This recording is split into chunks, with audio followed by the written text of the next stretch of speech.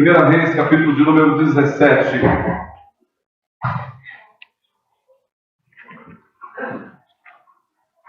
Vamos iniciar nesta noite uma série de mensagens que abordam Elias. A vida de Elias como um profeta, um homem de Deus. Um exemplo para o nosso tempo. O título desta mensagem é Elias, o profeta de fogo.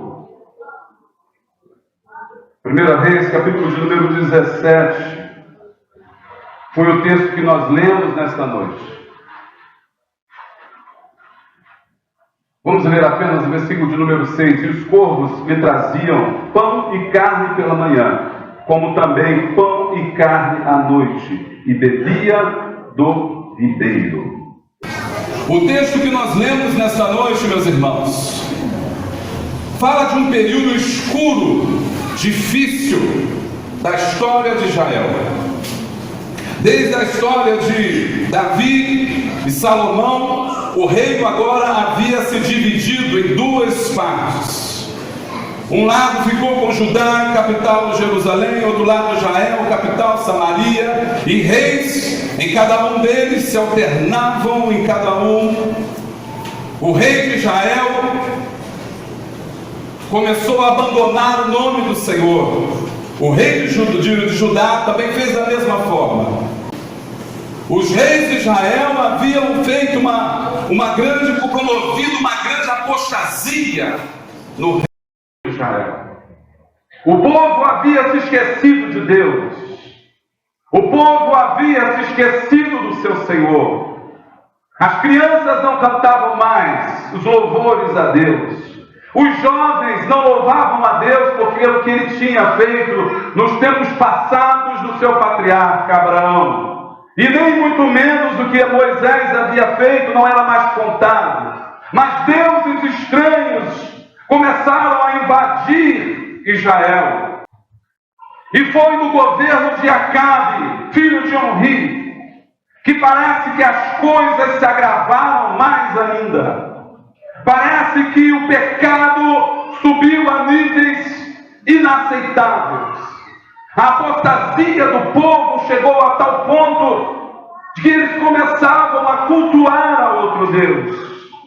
No plano externo, Israel estava passando por uma grave crise econômica e financeira, que fazia com que o rei Acabe precisasse de fazer alianças, comerciais. E para fazer alianças comerciais, ele pegou o estilo de Salomão. Salomão tinha um tipo de aliança que os reis faziam, que era casar com as filhas dos reis cananeus. Acabe agora vai procurar uma mulher estranha, uma mulher de outro lugar, uma mulher que tinha outro Deus. E essa mulher que tinha um outro Deus se chamava Jezabel. E Jezabel, ela cultuava ao Deus Baal. O Deus Baal era o Deus fenício, o Deus da chuva, o Deus que era conhecido na mitologia como Deus do trovão. E por que ele era conhecido como Deus do trovão? Porque quando os seus adoradores estavam adorando, havia barulho no céu, descia raio do céu e começava a chover. Os fenícios adoravam a esse Deus chamado Baal, e eles faziam cultos ao Deus Baal. E Jezabel era uma sacerdotisa desse Deus estranho. Quando Acabe casa com Jezabel, ele permite que Jezabel introduza dentro de Israel o culto a Baal.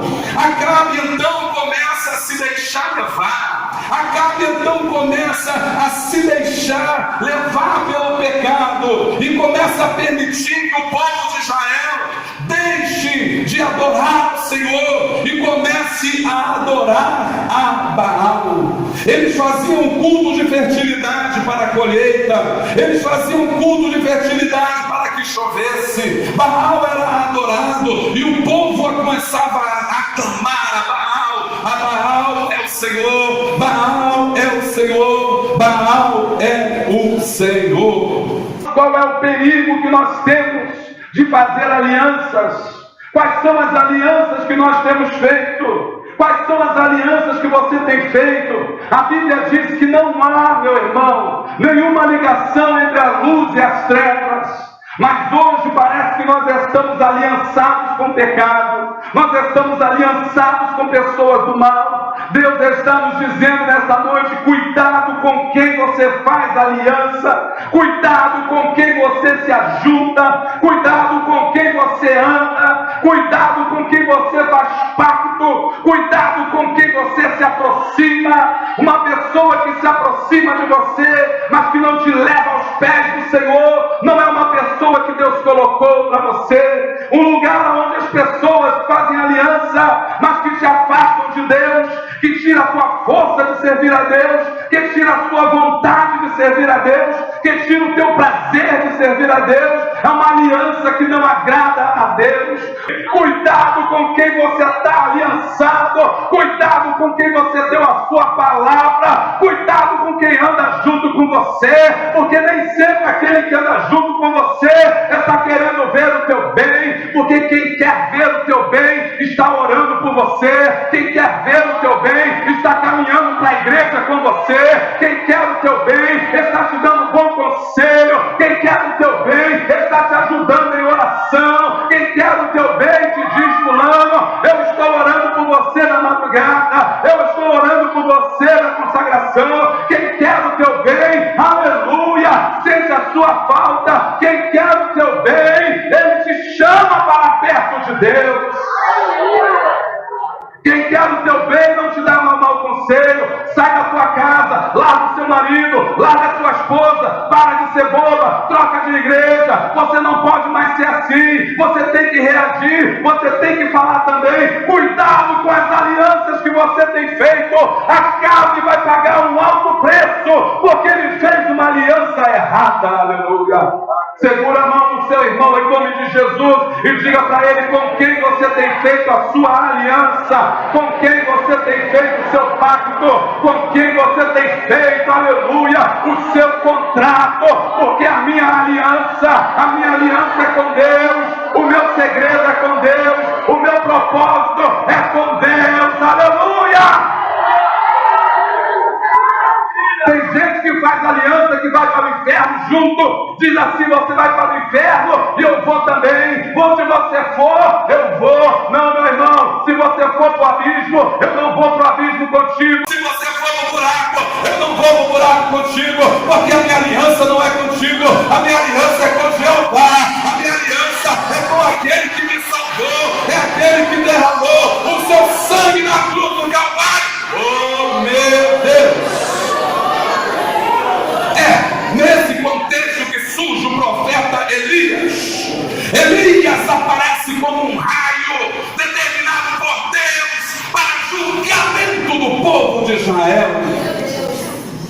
Deus levantou um homem chamado Elias, um profeta no meio de uma geração de dúvida, um profeta no meio de uma geração idólatra, um profeta no meio de uma geração corrompida, escolhido por Deus, porque tinha uma missão.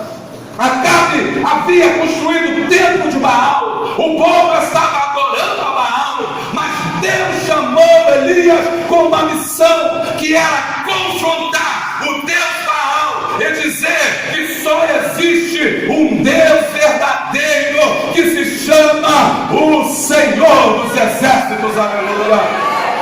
Meus irmãos, Deus precisa levantar homens e mulheres como o profeta Elias.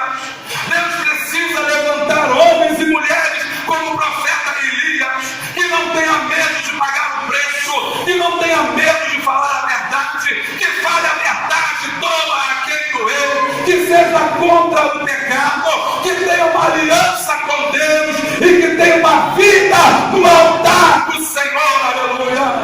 Diga assim: Deus precisa de Elias. Deus precisa de Elias, não dentro das igrejas. Deus precisa de Elias lá no Senado. Deus precisa de Elias nas escolas. Deus precisa de Elias no trabalho, Deus precisa de Elias na faculdade, Deus precisa de Elias na polícia, Deus precisa de Elias no judiciário, Deus precisa de Elias na política, Deus precisa de Elias aonde há um homem para denunciar e para dizer é pecado e Deus vai julgar esta nação. Aleluia! Profeta de igreja é fácil, profecia de igreja é fácil, dizer que a igreja está errada é fácil, dizer que a igreja tem problema é fácil. Deus está chamando Elias para ir na presença do rei e dizer: eu não vou me curvar a Baal, porque só você tem pregado a palavra. Deus está dizendo para você: faça como Jeremias fez, pregue a palavra, quer ouçam, quer não ouçam, pregue a palavra, quer se deem ouvido, quer não se deem ouvido, pregue a palavra. Quer aceitem, quer não se aceitem, pregue a palavra, quer se escorrassem, quer se aplaudam, pregue a palavra de Deus. Deus tem falado aqui nesse lugar, pastor, pregue a palavra, quer aceitem, quer não aceitem, quer ouçam, quer não ouçam, quer amem, quer odeiem, pregue a minha palavra, porque eu espero por ela para cumprir. Pergunta ao seu irmão assim: qual é a sua missão? Aleluia! Aleluia! E é nesse contexto que Deus chama um homem do meio do nada. Deus chama um homem desconhecido. Deus chama um homem que não tem aliança. Deus chama um homem que não tem recursos. Deus chama um homem que não tem família. Deus chama um homem que não tem cultura. Deus chama um homem de um lugar chamado Tisbete. A única coisa que nós sabemos sobre ele é que ele era tisbita, ou seja, ele vinha da região de Tisbete. Tisbete é uma região tão pequena perto do Jordão que você não acha no mapa. Quando você procura a região de Tisbete, você não encontra. Nós só sabemos a proximidade porque a Bíblia vai dizer que é na região de Gileade, mas não diz qual é a tribo que vem Elias. Elias não tinha laço com ninguém. Elias veio de qualquer lugar completamente desconhecido. Eu quero te dizer uma coisa, meu irmão: quando Deus tem uma missão com alguém, quando Deus tem um propósito com alguém, Ele tira do meio do nada, Ele tira do desconhecido, Ele tira uma pessoa que ninguém dá crédito, mas é Ele que Deus vai usar para movimentar e sacudir uma nação. Levanta a sua mão. Eu quero dizer nesta noite: não importa de onde você vem, não importa de onde é a sua origem, não importa a tua aliança, nem a tua família, Deus quer usar você como profeta Elias para essa geração. Quantos podem dizer glória a Deus?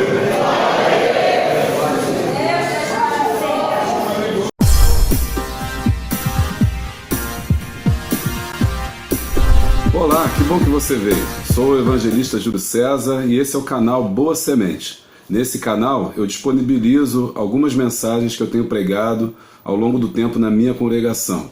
Essas mensagens têm abençoado centenas de pessoas e eu tenho certeza que elas poderão abençoar você. Se você gostar, dê o seu like aqui embaixo. Isso vai ser muito importante para nós. E se você achar que essa mensagem pode abençoar outras vidas, compartilhe. E se você quiser receber outras mensagens, clique no link aqui em cima. Inscreva-se no nosso canal, para que você receba outras mensagens toda semana, uma porção da palavra de Deus para a tua vida. Volte sempre, obrigado por ter visitado o nosso canal. Deus te abençoe.